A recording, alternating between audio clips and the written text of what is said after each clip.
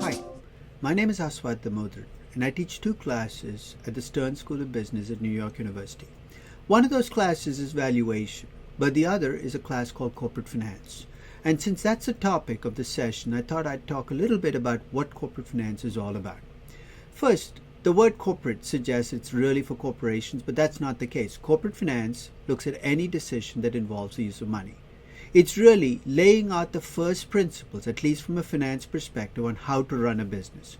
Broadly speaking, there are 3 big decisions that every business, small or large, public or private, emerging market or developed market, has to make.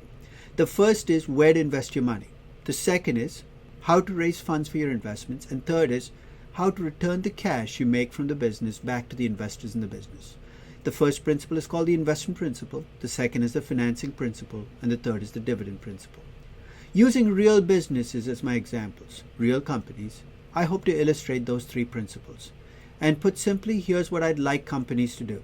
I'd like them to make investments only in assets that earn a return that is greater than their minimum acceptable hurdle rate.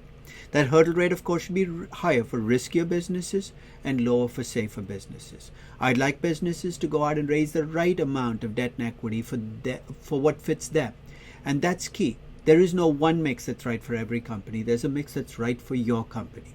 And third, I'd like to talk about how much cash a business should return to its investors and when, the dividend principle.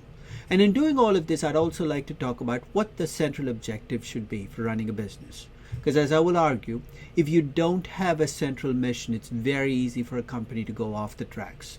I think corporate finance is a fundamental building block for everything else we do in finance. In fact, I am convinced that you really cannot value companies. You cannot run companies, you cannot manage them, you cannot talk about them without understanding the basics of corporate finance.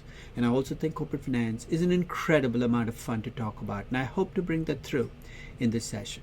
I hope to see you there. Take care.